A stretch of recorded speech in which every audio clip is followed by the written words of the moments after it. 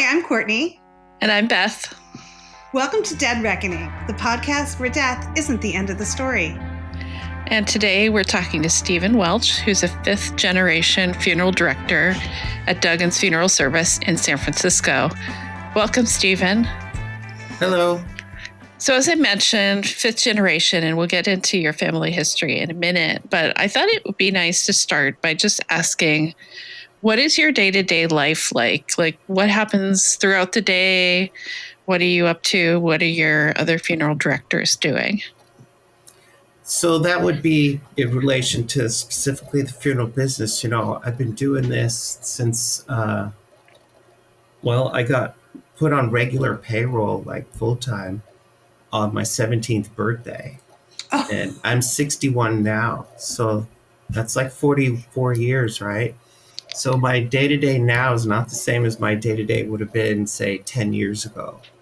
Yeah, of course. Now I spend a lot of time volunteering with different organizations and doing less come in and doing day-to-day operations than I would have for like the first 40 years. Fair enough, but maybe you could take us through a day in the life of the funeral home. Sure. So when does the day start is a good question, like definitions or something. So, it's a 24-hour business. Somebody's on call, whether it's a family member or one of the management team. When we close up in the evening, we'll put the phones on answering service. In the old days, they would be call forwarded. Before that, we had remote extensions in our houses. So wow. I grew up in a house where my dad had a business phone, a remote extension at his bed, and another one in the closet down on the main living floor. Wow. And his mother, my grandmother, had the business phone. I think the technical term was off-site extension or something. I can't remember now how it used to come on the phone bill. But, now everybody got cell phones and you could call forward it to your cell phone.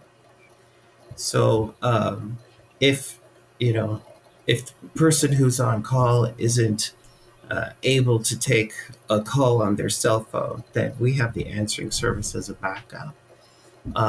Most businesses just go directly to answering service. To us, it's a backup option. So, like, for example, we would close up around 5 or 6. Vaughn will they'll call forward the phones to his cell phone. But if he's at a dinner or an event or working a visitation in church at night, he'll send them to the answering service first so they can filter out all those. What time is this? What's your address? When's that service happening? So we send a sheet to the answering service of everything that's happening so they can answer simple questions and just put the more involved, like emergency kind of first calls. We call and you get that first contact telephone call from legal next of kin, usually that someone's passed away and they need to make an appointment and they need to have things happening and they need answers right now. So we call that a first call. So those will get put through to one of us no matter what by the answering service. But, small family operations still like to answer the phone themselves as much as possible. That makes sense. That's what happens during the night. And then, we first people to show up are showing up early, like at 7 to do cleaning and getting the cars gassed up and cleaned up. And everyone else is showing up at 8. And maybe a couple people, in support roles will show up at 9. Lots of times we have to get ready and head out for morning funerals pretty early. Steve, when you say you're going to morning funerals, do you mean you're going to the graveside? That's possible, especially, if it's a graveside only. But when I say funeral, I mean like we're going to church. Oh, okay. So and then you'd go to the cemetery or the crematory after church. I see. That makes sense. And so that crew, that director and driver assistant, will be gone for 4 or 5 hours, typically during the day, out taking care of making sure that funeral is done properly. We do have chapel services here in the mortuary. And so, some people will only be gone for an hour or an hour and a half if they're just going from here to the cemetery or the crematory and back.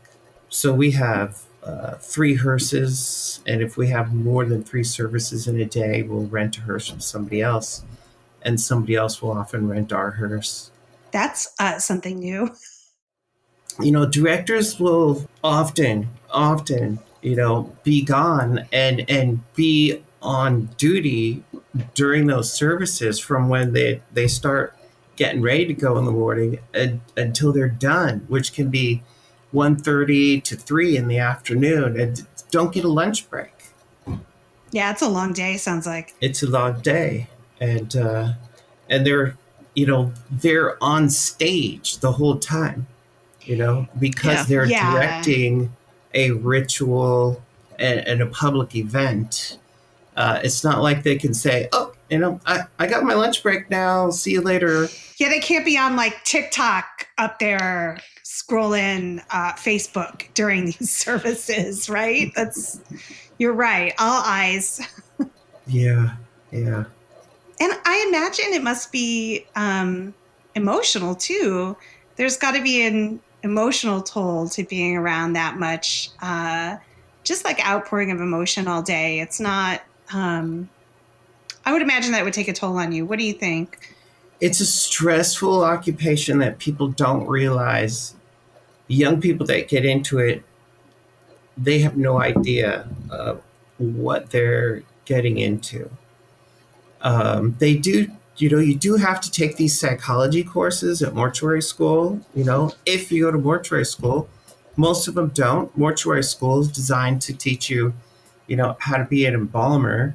Mm-hmm. And then there's also, some funeral procedures and directing, because traditionally embalmers were also the funeral directors. We really have gotten away from that, both on the way California regulates, in that, they're selling all these funeral directors licenses to everybody that, has a history degree or, chemical biology degree or anything. As long as you have a college degree, you can take the exam. You don't have to have a mortuary science degree or something? Only to be an embalmer. Oh, I see. And Okay. that is, that is being less taken advantage of by the public. You mean fewer people are being embalmed? Yeah, because Yeah. fewer people are religious. Fewer people are traditional. Fewer people live near their extended family. More people just want to, have it over with as soon as and as easy as possible, and so that the trend towards just immediate cremation with no service, or maybe we'll have a private party in a month or 3 months, whenever it's convenient for everybody, is replacing the old. Somebody passed away, everybody drops everything for a couple of days, and then the 3rd or 4th day, the funeral happens. Like that, not only does that almost never happen anymore, when it does, it can be a problem because the state has changed the way we file a death certificate, so it's nearly impossible for me to do what I used to do. When I started, the funeral on the 3rd day or the 4th day was the norm. And now it's very rare. And I could drive out, I could meet with the family, collect the information for the death certificate. That whole meeting might take 45 minutes or an hour. And then I would drive over to the doctor's office and wait till he had a gap between 2 patients. And he would sign the death certificate, fill out the cause of death. Then I would drive to the health department and file it, and they would hand me, and often they they had a separate window for funeral directors. So I didn't have to wait in the line of everyone ordering birth. With the civilians. Yeah. Yeah. You know, all the rookies that didn't have their paperwork ready, etc. And so often, maybe there'd be one person in front of me in line at the funeral director window. Usually nobody. So I could go up, hand it to them. They'd proofread it. You know, if there were no errors, they'd like stamp it, go back, make the photocopies. Here's your copies of your death certificate. Here's your permit. Done. And so, you know, we would get calls from out of town funeral directors saying like, you know, we have this family sitting in here with me. You know, like let's say they're from Alliance, Nebraska, and you know their uncle died, and they want him buried in the family plot here, and like, can you get him here tomorrow? And I'd be like, sure, sure, no problem. Yeah. Like now that's like nearly impossible because it takes like 2 days minimum, and we're seeing it go to 4 and 5 days to get the death certificate filed. Why is that? So they switched over to an electronic death registry system, which, you know, the positive side is we don't have to get in a car and drive anywhere and park anymore. But they created these rules where, well, this person that works for the health department gets 2 hours to proofread it. So they don't have to respond to you for 2 hours. And if you start asking them in an hour, like, is it okay? They're like, leave me alone. It's not 2 hours yet. And because you're not standing in front of them at the window, right? Yeah. And, you know, and then 2 hours goes by, and then they have a lunch break, and then they find an error, and then like you have to go back and start the whole thing over again. Oh no. Doctor's offices, same thing. You're not there anymore, and they won't respond for a day or two often. Yeah. They're required to complete it in 15 hours. That never gets enforced. Death bureaucracy. Yeah. So the fact that people trended towards, well, you know, we're getting cremated and then scattered at sea, and there's no urgency on our part, was taken advantage of by the government. They're like, oh, you don't really need those services anymore. And if we get like a Muslim that wants to be in the ground in 24 hours. I was just thinking about that. It's very limited on whether that can be provided or not, depending on what county you pass away in, because they all have different rules. And here in the Bay Area, I have a bunch of small counties all around me. You know, I'm not in the middle of Fresno County, a gigantic county. It's, you know, they're going to pass away in a hospital in Alameda County, and they want to get buried on Saturday. Well, there's a 1 hour window where we can present the death certificate to get filed. Yeah. And if we miss that, then we miss the whole day. Well, and families do need the death certificate for other reasons, like to send to debtors or whoever else. Yeah, life insurance. Like there's a bunch of reasons that I can think of. Bank. Yeah, bank accounts, yeah. They come in the mail, and once again, it depends on the county, their level of, you know, how busy they are and their staffing and everything. And you know, around here, it's not bad, but I tell people, like, you're going to have to expect to wait like 10 days. That is crazy. 10 business days, which is 2 weeks. Now, often they'll come sooner, in fairness, less than 10 days, depending on how busy they are. But that's the norm. That's the expectation now. If there's an amendment filed to it, like they did a change, like, well, we want this changed, then the delay could be months because they want it cleared through Sacramento first. Going back to your original question, because we got off on a tangent of the pressure of timing, you know, the family has expectations. They want the death certificate, and we'll have to give them the bad news. We have to be the ones to say, you can't have it right away. Like, well, we can't access the bank account, you know. Right.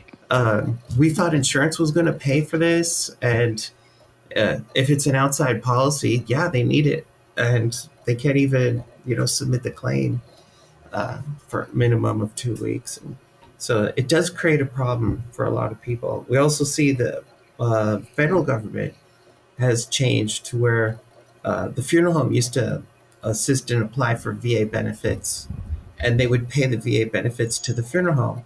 And then I don't know why, but I think Service Corporation International had something to do with it. Like they didn't want to pay all their staff at their hundreds of funeral homes across the country to be doing this extra work. So they lobbied and got the VA to say, we won't pay funeral homes anymore. So Wow. the family has to pay us ahead of time and then get reimbursed. Oh, And a lot of that's these no old good. veterans don't have the money to pay the upfront costs. A Right. lot of So the people don't giant have the corporation- money. Yeah, a lot of Yeah. people don't. And the giant corporation like SCI doesn't care about that. I can't believe the VA went along with it, but they did. And there are several unions that also do that too. But I think their mentality is that, well, we don't trust every funeral director, so we don't want to give them any money. We want to give it to the family. And believe me, we've been burned on people that were going to pay us after they got the union benefit and then never did. Oh no. Whoa. Yeah. Oh no. So the original question was like the stress on the staff. And so not only are you taking on responsibility to make sure everything goes right for this family, and it's become a lot more complicated due to the California regulatory environment since I started. So you have that pressure of you got to make sure no details are missed, overlooked, no requests are missed or overlooked. You also have to be working with several different moving pieces, like the venue, the officiant, the deliveries of different things like flowers, printed items. Yeah, you're kind of an event planner too, right? 100% are event Yeah. planners, which is something that funeral directors, I think originally back in the undertaking days, that was something that set them apart from just going to a livery stable and hiring a horse-drawn hearse to the family moving the body, because that definitely was one of the beginning points. But then you read about like Mark Twain talking about attending a funeral in Missouri when he was a kid, and the funeral director gathering all the chairs from the community so the house would be full of chairs so everyone would have a chair. Oh. That was like the earliest American funeral story that I've seen, like an eyewitness account. Yeah, I think going back to what you were saying a minute ago, if I recall, there was another funeral home in the early days of San Francisco that started out as a stagecoach company, and then they started taking bodies to the cemeteries. Well, there were livery stables that owned hearses and rented them out. And that tradition probably didn't finally come to an end. I don't have an exact date for you, but Associated was the name of the company, and they were here in the Mission District, and they had hearses and limousines, like I'd say into the mid 1970s. Oh, wow. Yeah. But in those days, at the same time, you still had a lot of small funeral homes left in the city that didn't. Right. If they owned a hearse, they owned one, and so if they had two funerals on the same day, they needed to run one. Yeah. What is what is it like in the city now with funeral homes? Are there many left? I think I read that there were 2 left on Valencia. So there's one left on Valencia Street, and then we're a half a block off of Valencia That's right. Street. You guys moved around the corner, right? Yeah. Okay. And sort of around the corner, but we were on Valencia Street from 1918 to 1932. And then we moved to this location, which is a half a block off Valencia. Valencia was like a very popular street for funeral homes. There was also some funeral homes on Mission Street. HF Soar was on Mission near 24th. Valenia Marina Prada was like further out in the Excelsior, like another neighborhood out quite a ways. We're talking like 2 miles away down Mission Street. But before 1906, there was quite a few, like HF Soar started on Mission Street, but closer down to like 8th Street, There was 3 or 4 funeral directors on Mission Street, like between 5th and 8th or 9th. Mm-hmm. There was quite a few there. There was also 2 or 3 even closer than that to City Hall. See, and then my great-great-grandfather was the first one to open up on Valencia Street, like between 16th and 17th, just around the corner from here. And you look at, if you had a map and there was dots where all these undertakers were, you could see that, oh, that's because it's like a 5-10 minute walk from City Hall. So they would walk down and file the death certificate. Right. Well, and as I recall, too, there was a streetcar line along there that made it convenient for people to come to the funeral homes to do business or to take their loved ones on to Colma once Colma started to be the place to bury people. Yeah, I've always known about that, been raised with that, seen photos. The cemeteries would have their own sightings and stations. But there was another center of funeral homes after 1906 that moved out to Divisadero. So similarly to Valencia was Divisadero kind of corridor. Although not as many, there was 3 or 4 in a strip there. And then I neglected to say that, the original funeral directors in San Francisco were down on Sacramento Street below DuPont, which is Kearney now. Mm-hmm. And that'd be like N. Gray, the first funeral director, and Atkins Massey. I'm just going to interject. Nathaniel Gray is kind of like a legend in San Francisco funeral history. And it is because of him that we have as many burial records as we do, because he kept such meticulous records and they were not destroyed in the earthquake and fire. Yeah, he served as, in the early days, he was the county coroner. I don't think he liked having that job because he kind of let somebody else have it as soon as other people started popping up. But he was on the board of trustees of Laurel Hill Cemetery, sold cemetery plots, and Atkins Massey was did the same thing for the Yerba Buena Cemetery, which didn't last very long. But we've done an episode on Yerba Buena. That's probably going to be our first episode. Oh, okay.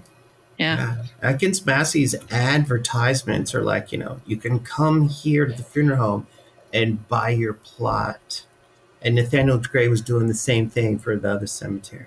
Right. It was kind of like their one-stop shopping, which interestingly affiliates, circles around to modern society where the only new funeral homes built, I want to say in my lifetime, but there's some exceptions, were built on cemetery properties. So once again, the ones interesting shopping kind of thing. I mean, that makes sense, right? Yeah. So a lot of the older cemeteries got bought cheaply by big chains, and then they can use their endowment fund money to build a funeral home on it. So they don't even need a bank. And so that's a nice competitive advantage that somebody discovered, and there you go. It's more complicated than that, but that's the Cliff Notes version. Some of the historians of San Francisco put together maps of the funeral homes that used to be on Valencia Street, and a lot of them in particular were Irish owned too, as I recall. I'll see if we can share that when we get this episode out. But since we're talking about history, do you want to talk about your family's history running funeral homes in San Francisco? Sure, I can talk a little bit about that.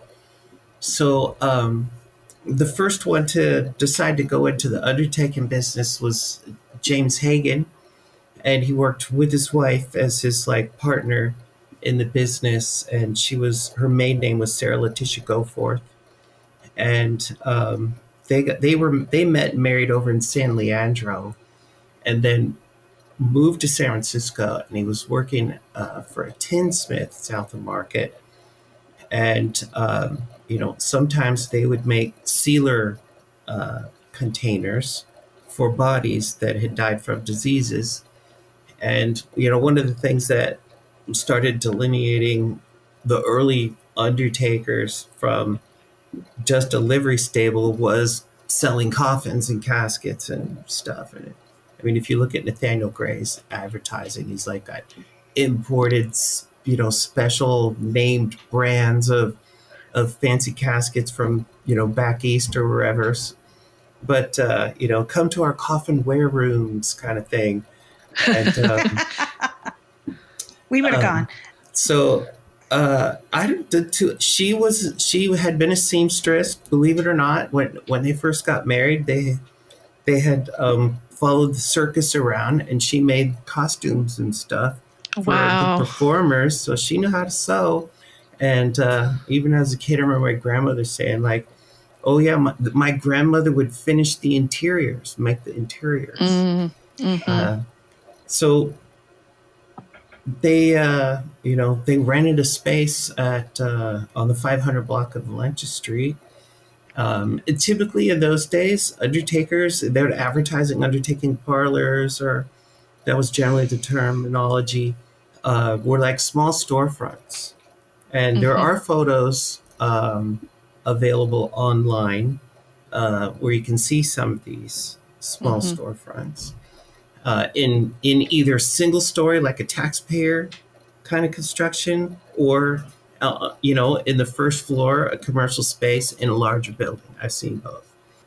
And then the livery service was somewhere else, a block away or 2 blocks away, or whatever, however they did it.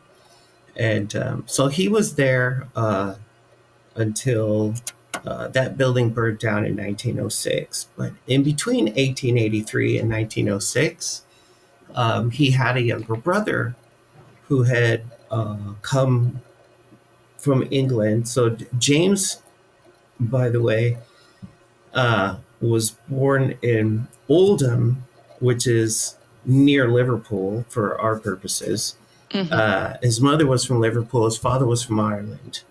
And he was the oldest of a large family. I think 9 kids. I'll have to check that to be sure. But so when he leaves Liverpool, working as a crew member on a sailing ship, when he's like 15, some of his younger brothers and sisters weren't even born yet. And James's brother Joseph was like 10 years younger than him. And that might not be exactly right. I'd have to check, but roughly.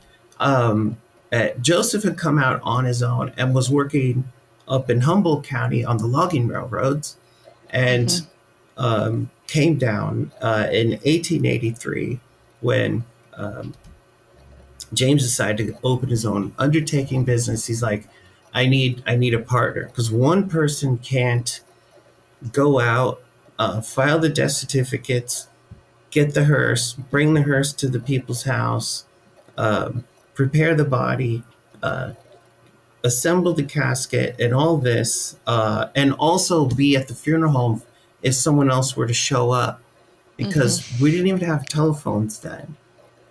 Everyone just walked over to the funeral home and walked in the front door and said, my husband's dead and here's his address, and get to work. So you'll see that they almost all had partners. Nathaniel Gray rarely advertises another name, although there was a brother in some of the early ads, but he had staff. And Atkins Massey, same thing. And although he later took on some interesting stories about good people, but they had interesting lives partners, including the first female funeral director in San Francisco. Oh, wow. But she was only allowed to advertise for like 1 year. And they're like, what are you doing? I had this feeling. Female it was like, what are you doing advertising for yourself? Are you going to the competition with me? Do you remember her name? I'm curious. Not off the top of my head, but she lived in the mortuary. So I'm like, I know she was involved somehow. Wow. Same address as the mortuary on Sacramento. Steve, can I ask? I always had the impression that a lot of the funeral homes, or the older ones, had living quarters, maybe upstairs or behind, and then the business would be conducted in the front of the house. Or yeah, is that true? Or for a lot of them, it's true. Yes. Someone had to be there 24/7. Yeah, you're there, right? Yeah. On site. And even later when we had telephones, as they started, the first, I know I'm jumping around here a little bit, but the first like standalone custom designed as a mortuary building in San Francisco was built by McAvoy and O'Hara. They're still in business. Yeah. Well, it was finished in 1905.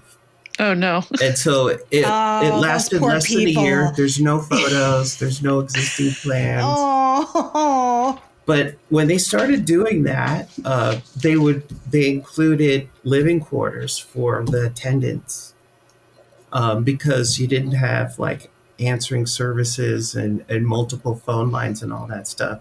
You still had somebody there to answer the door 24/7. And visitations typically lasted, if they didn't go all night around the clock, like say the old Irish ones would be. Right, the old Irish wakes, right? The funeral homes generally stayed open until 11 p.m. until the 1971 strike when they changed it to 9 p.m. 11 p.m. So, I mean, there's a story where my great-grandfather, William Duggan, had just got back from one of his trips. And he stayed in the apartment above the mortuary here when it was convenient for him. So we actually have two small apartments in the mortuary here. And he come down in his nightgown, like even men used to wear this big white night robe thing.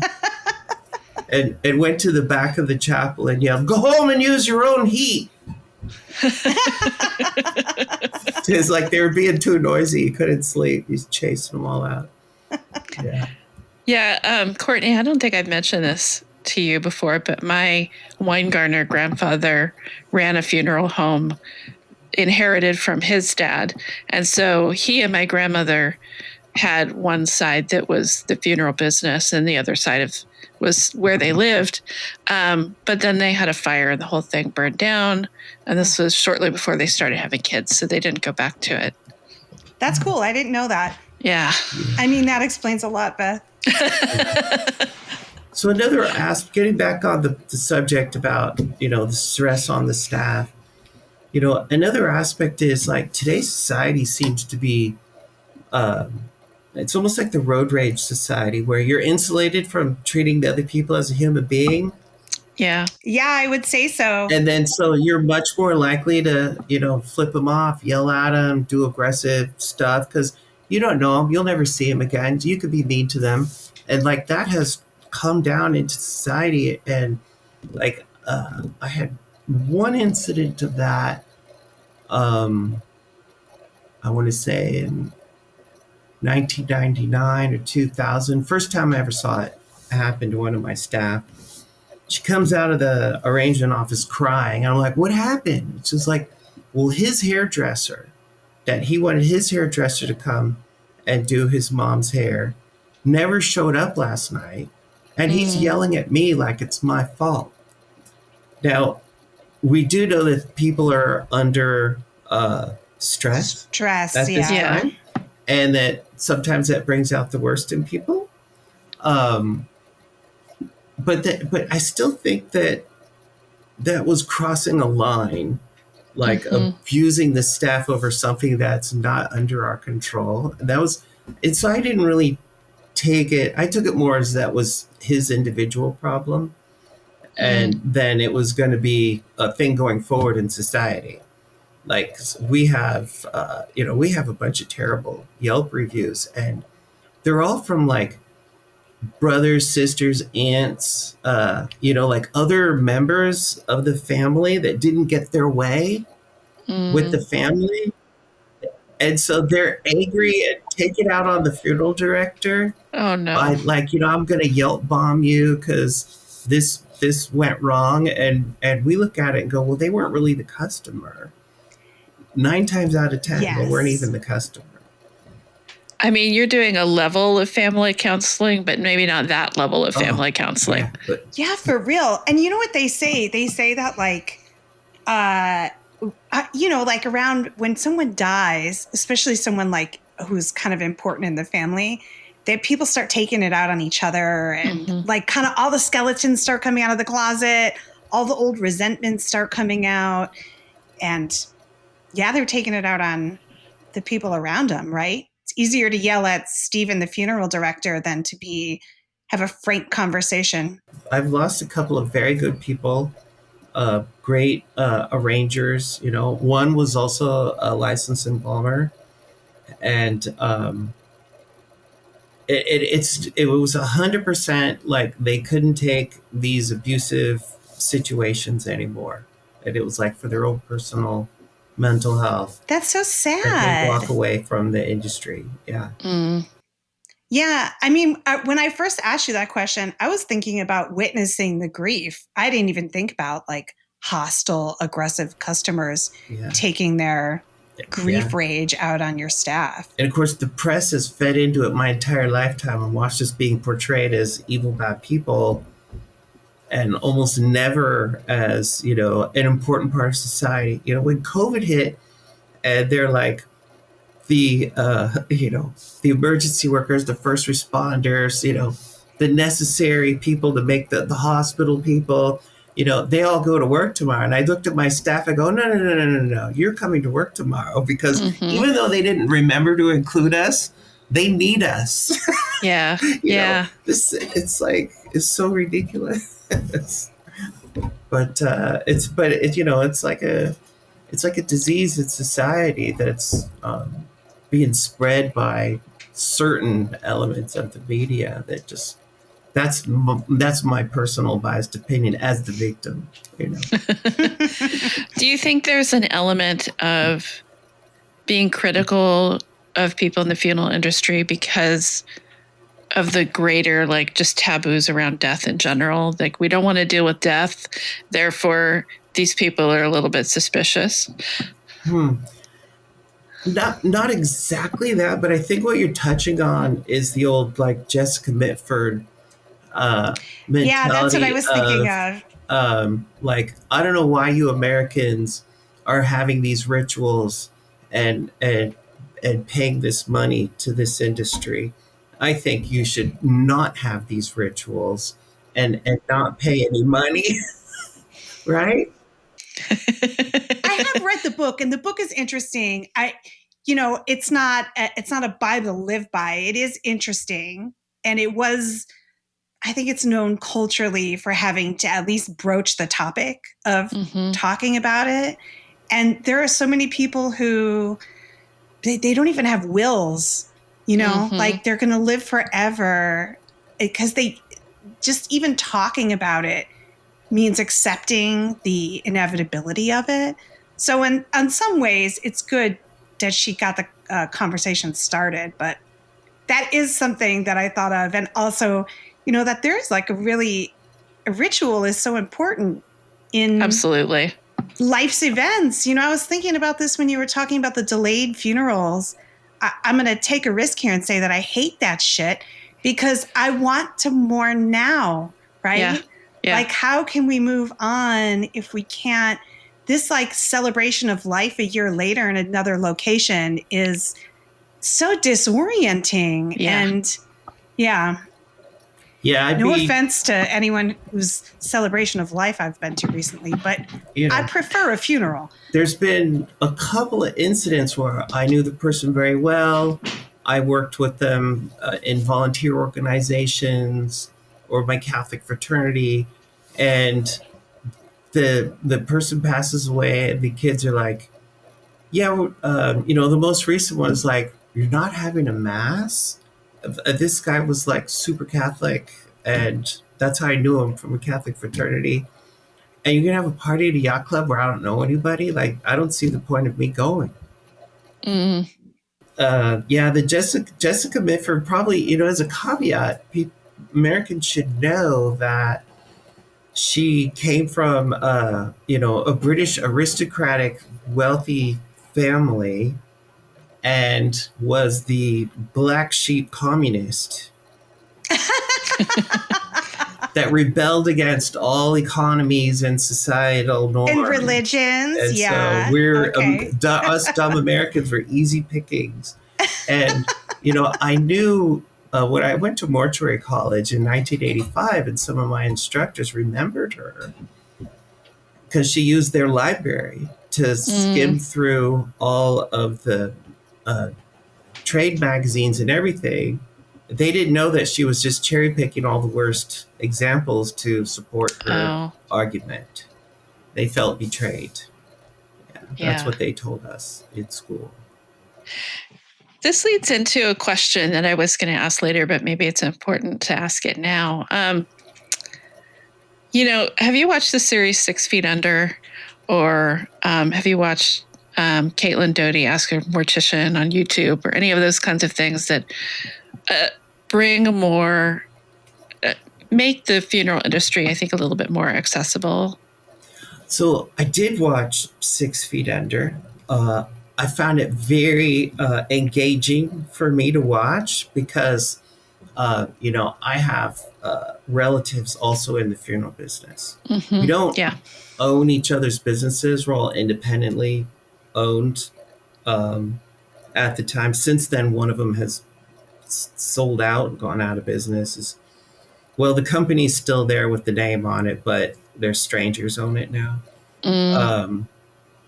But not them, but the other ones. And I was watching the first, couple of episodes going like, man, whoever wrote this must have worked for my cousins. Because I can completely relate these things happening to things that I've heard had happened.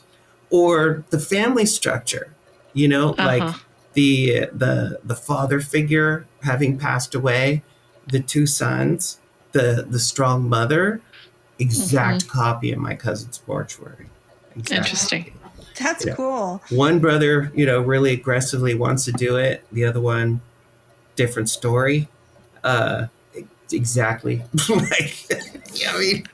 There was just too many similarities. But then it got, as the episodes went on, the seasons went on, it got more and more crazy. Further and further away from. It's still HBO. Everyday funeral business, and I'm like, not. But the other one, I don't follow. I watch YouTube every day. I do not follow any of the mortician or undertaker channels or shows. I did post. I have like this own personal rule of thumb where the most I'll talk about funeral directing on Facebook or my social media is I'll post a picture of my new hearse in front of a church. Not with recognizable people in it, because you don't want to offend anybody that might be sensitive about that. Yeah. And I'm not trying to take their grief and market it to my advantage. Yeah. That would be wrong too. But I'm proud of my hearse, and I get around, and people like to see the tour of the different churches in town. So that's acceptable. But it's been acceptable to my friends. I have not had any negative feedback on, just a church and a car or 2 cars. But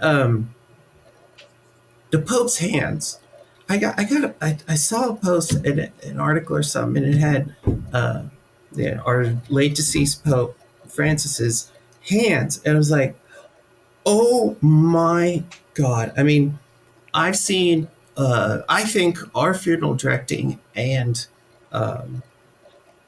our care of the remains is surpassed by nobody in the entire Bay Area, maybe outside of New York City.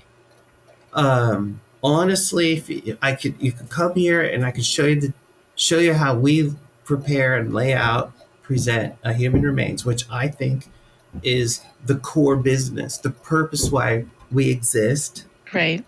And then we'll go to another random funeral that has an open casket, and I can show you the differences. Like randomly, I'm confident we will beat every single time. Wait, but what happened with the Pope's hands? The job was so bad. Oh, it was bad. that there I were thought you were going to several say good. people started sending me like YouTube videos that other embalmers, like the mortician lady you mentioned, critiquing how the Pope was laid out. I'm like, this is even more than what I saw. And she was right. The way it was laid out. But the hands were not positioned right, before you embalm somebody. You might have to relax their muscles.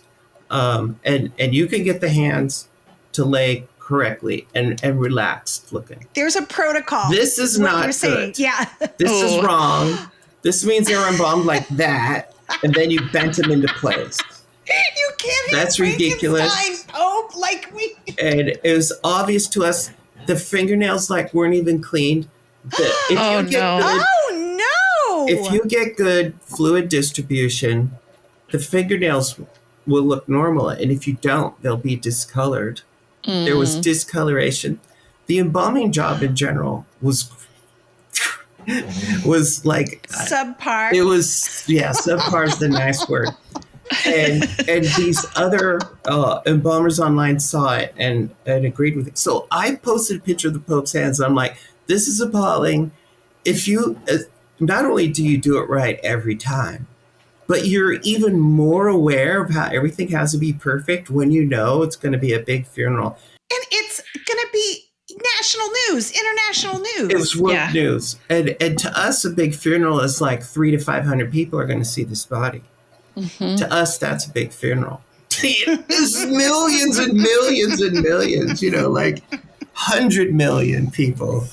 And maybe Italy needs to get their act together. They sent out, the Vatican released a misinformation article stating that they used a technique that's better than the Americans because it involves proper positioning.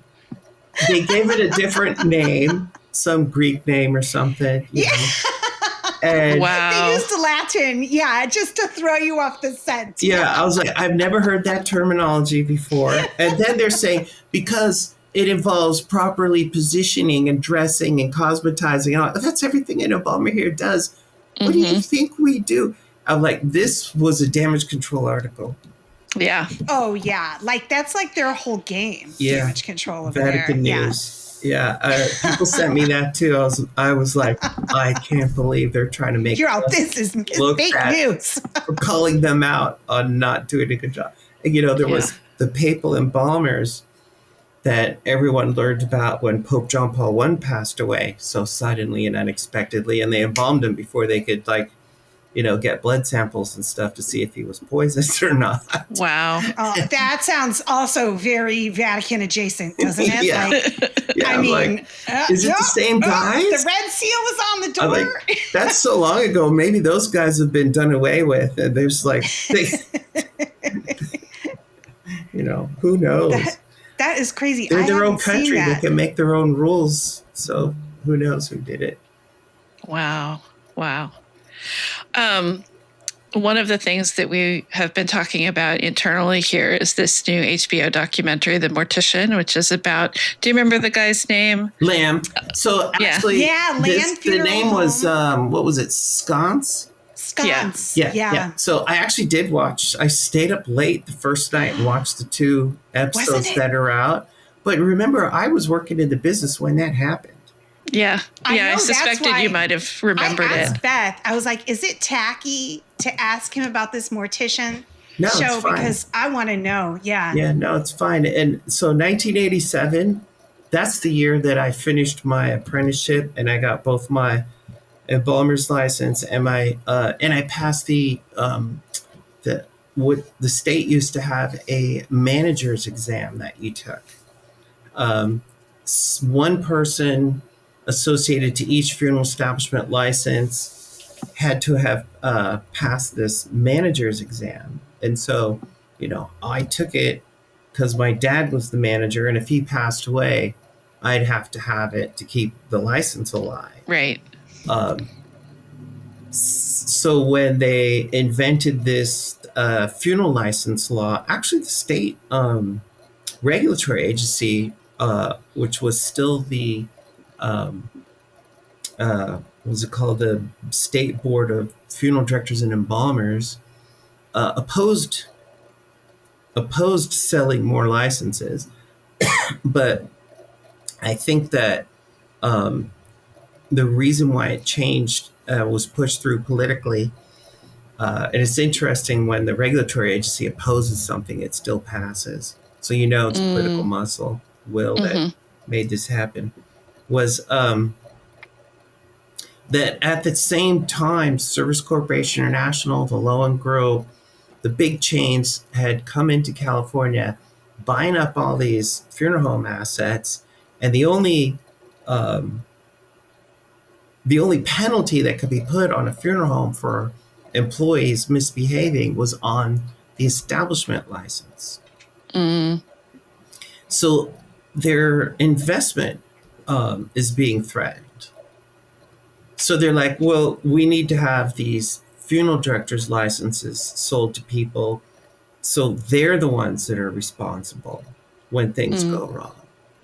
And we can negotiate to keep our license. We can throw these people to the wind. And that's the only reason why I think you can justify this. And the fact that you don't have to have gone to mortuary school or know anything about the business and have zero training. You could take a quick course, a study course. It's not even required that you take a study course. You could just read some information or whatever, and all it is making you do is tear it out, what the regulations are, so you can memorize the regulations enough to pass the test, and you're now funeral director. And you've never directed a funeral, maybe you never attended one, you don't know anything about handling bodies. None of that matters in the test. I mean, in theory, Sconce knew all that stuff. He apparently went to, Cypress College. He went to some kind of school, but wasn't he kind of fucking around? Yeah. He was multi-generational funeral directing family. So in theory, he knew what he was supposed to be doing.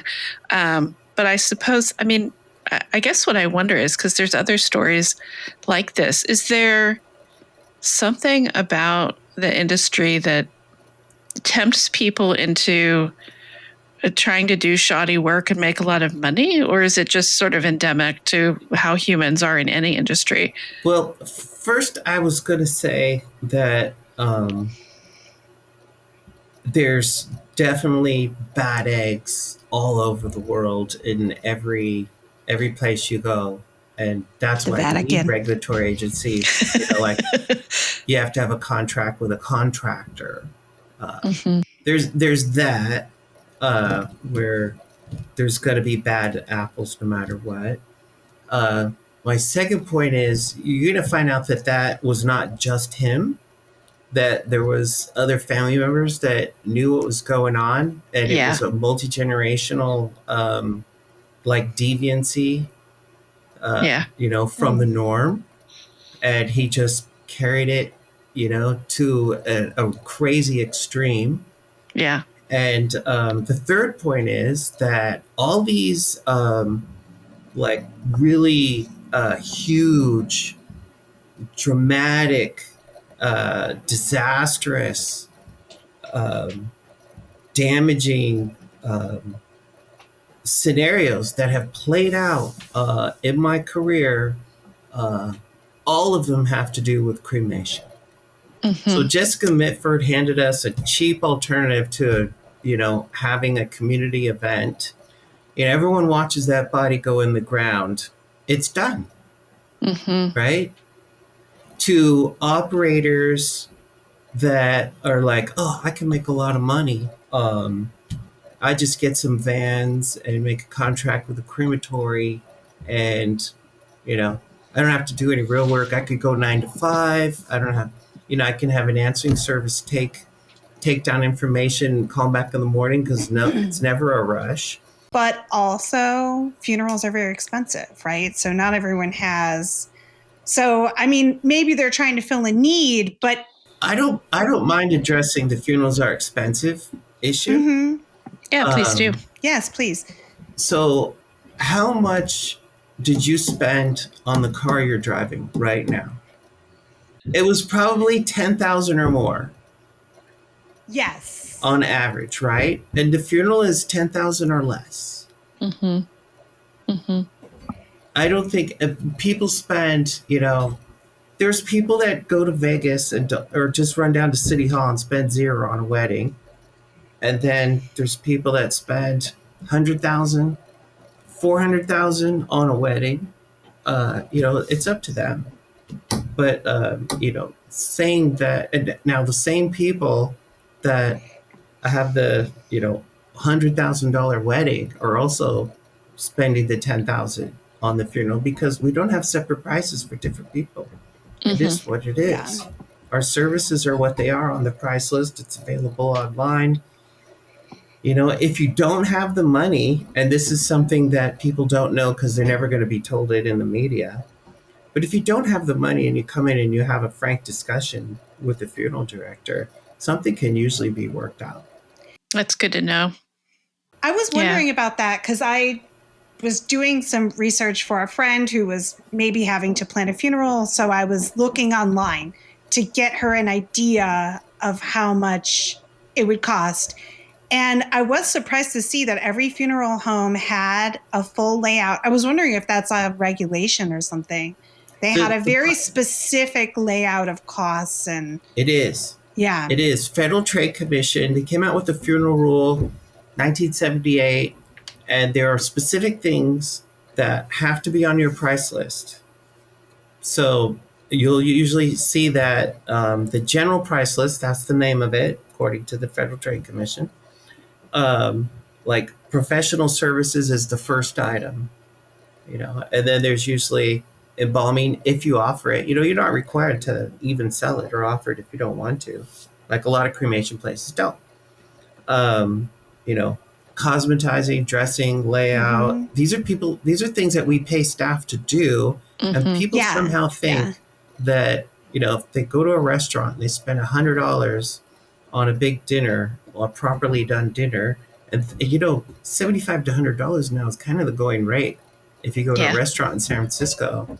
Oh, at least, yeah. Yeah. That they shouldn't pay that to a person that's, doing skilled work. It's no different than cooking the food, right? And there were also, you could see there were add-ons, like depending on how long you wanted the service, and in-house flowers and things like that. It was interesting. Yeah. Those would not be required by the FTC, but often are there. Yeah. Like direct cremation with the container provided by the family. So the direct cremation without the cremation container, that's a required charge. Forwarding remains, that's a required charge. We usually have immediate burial. So, similar to direct cremation, direct burial. And, if you already own a plot, that's usually cheaper. Yeah, I was going to ask about pre-needs too, because I know many of my grandparents had those, right? Where they had gone in and said, I bought my plot. I want everything paid for so that my family doesn't have to. Do you have a lot of those? We do. And I suggest that people purchase an insurance policy. Yeah. Because it's permanent. It can't be stolen by the bank. When I started, insurance was not a thing. Mm-hmm. I shouldn't say not a thing, but they were like a tiny segment of the pre-need, pre-arrangement business. And they were these outside independent guys that were knocking on doors, selling insurance policies.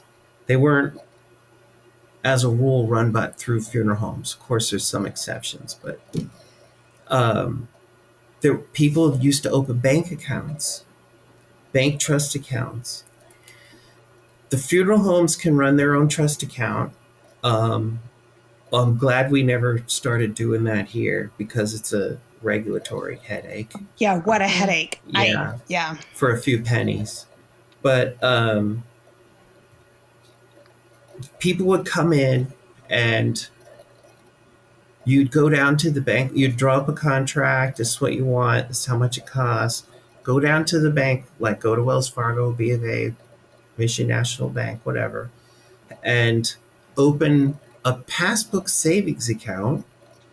And it'd be like, Hugh Riley in trust for Duggan's funeral service. So when Hugh Riley dies, we go down there with a death certificate because we're the trustee, and they pay us. They close the account and give us the money. Well, obviously those didn't keep up with inflation. And then the bank started getting real aggressive on escheating these accounts to the state. And Wells Fargo, I remember, was the one that started like charging fees, like a monthly fee. Like some of these were a direct cremation in the 80s was still like $450. Well, that was below the minimum. So Wells Fargo sees this account and starts charging a monthly handling fee and dissolves all the money. The bank statements are going to Hugh Riley. We're not getting them. We don't know. The money has disappeared until he dies. Famous actors for good. So in America. Once again, funeral homes getting burned. Do you think Hugh Riley got turned over to the county as an indigent? Maybe. No. It depends on who was running it, right? Yeah. Family-owned funeral homes would not do that to anybody. That's good. Yeah. I know the other funeral directors in town from the day. Nobody did that. If somebody did that, we'd hear it in gossip. It'd get around. Yeah.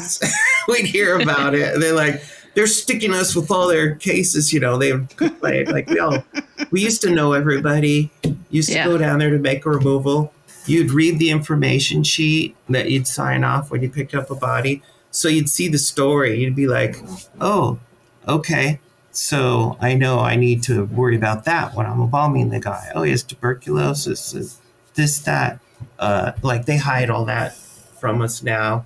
And I haven't even been down to the new medical exam, Office of the Chief Medical Examiner.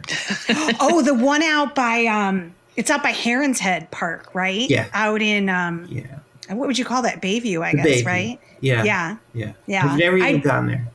I drove by it and I was like, oh. I mean, we have our own new removal staff, and I haven't done removals like that for, I don't know, 6, maybe 10 years. In the last 10 years, the only removals I go on is house removals for friends of mine that die at home. Yeah, or hospitals or something, right? You guys Rarely. probably aren't. I mean, if I can go to the bed, pick them up with the family there, I'll go. But if they're going to hold them and transfer them to a morgue, I'm just going to send one of my drivers. Yeah. I think this might be my last question for today. What do you wish people knew about funeral business that you feel like people don't know, don't understand? The cemetery business is a completely different world. And the fact that they're commingled on the regulatory side, we have one State Department that just sees over time has morphed to not be positive to the funeral business because the people they hire there have no idea who they're dealing with. And I think they should. If you're going to be the moral authority on any industry, you should know something about it. Seems fair. That was interesting that in that story about the Lamb funeral home, that the state inspector that they interview was from the trust account side, not the funeral inspecting side, which is a completely different inspector. He would not be expected to understand anything about cremation or funeral directing. He's an accounting bookkeeping type of inspector. But that was just something that I noticed was odd about that. So in the cemetery side, they're allowed to pay commissions. We don't pay commissions to people to go out and find bodies for us. And Oh, not only do we not do it, wow. but it's been illegal for 100 years. Yeah, that's pretty gross. I mean, Yeah. that happened because there was, one guy hanging out at the coroner's office harassing every family. Oh, no. And so It's all it takes is one. Yeah. and they were paid. And this goes all the way back to the days of the Vigilance Committee taking over San Francisco and eliminating all of the corrupt politicians and political operatives and their allies. Is when those corrupt guys got control of San Francisco, they named a coroner. That was one of their inside people. And you only see him around for about a year, and then they get rid of him with the. Do you remember which coroner that was? His name was Whaling, Whaling. So they were, hanging out and steering. But the cemetery business is totally legal, and it happens all the time. And they use it to their advantage to buy a cemetery, open a funeral home on it. This happened in Coleman at a couple of locations. And then go through their file cemetery records, who owns plots here, and contact them and say, we need to update your file. Come on out. And then they get them there, and they steer them into signing up with their funeral home and pre-needing the casket with them, whether they use their funeral home or not, selling the merchandise, the casket. It's double dealing. And it's true that was, that was the profit center for funeral directors. Their fees were kept very low to be competitive. And then the profit was more on the piece of furniture. A lot of the undertakers around the country came from the furniture maker. So it's the same markup on a coffin as on a dresser. Oh, that's interesting. I didn't know that. Yeah. No difference. Same guys making the same stuff back in the day. And do we think that the furniture businesses like Ethan Allen, are they evil? Are they ripping us off? Well, it depends on how Ethan Allen is getting their business contacts, I suppose. Yeah. To the point where they pass a law that says that we have to accept an outside casket from someone else. So it's like, we own the restaurant. These people can bring in their own steak, and we cannot charge them to cook it. Do people do that? Do they buy a casket on Amazon and have it shipped to Duggan's? That's wild. All the time. And we're not allowed to charge them even for getting rid of all the shipping materials that comes with it. Oh, wow. Because when we order a casket, they come from a reputable American, U.S. made by union labor casket companies. And they come on these frames that protect them from being damaged during shipment with reusable covers. And they take the frame back, and we have no garbage. And when somebody orders one from Costco, it shows up with all this styrofoam and plastic wrapping and imagine a box that size, cardboard box that size. Put all that in your recycle bin. We have the same recycle bin everyone else has. Where do we put all this garbage? We're not allowed to charge to dispose it. Thank you, Jackie Spear. She passed that law. That was her thing. It's ridiculous that we're victimized like this. And it's just public perception and, media misunderstanding. That's my point of view. Well, thank you so much for talking to us today. This has been really informative, interesting, sometimes fun. I hate to use the word fun when we're talking about the death industry, but... You put the fun in funeral? Exactly. It's like Fun Home, right? Yeah. That comic? Yeah. Yes, this was super interesting, Steven. Thank you. Thanks. Dead Reckoning, the podcast where death isn't the end of the story. Hosted by Courtney Minnick and Beth Weingardner, produced by Carolyn Kissick and Here Lies a Story, with art design by Dante Silliman. Our music is Act Calm by OTE. Please rate, review, and subscribe to Dead Reckoning on your favorite podcast platform, or email us at show@deadreckoningpodcast.com. You can follow Courtney at Here Lies a Story on Instagram and at Courtney Minnick on Blue Sky, and see more of her work at herelisastory.com. You can follow Beth at Beth Weingardner on Instagram, Blue Sky, and Mastodon, and see more of her work at bethweingardner.com.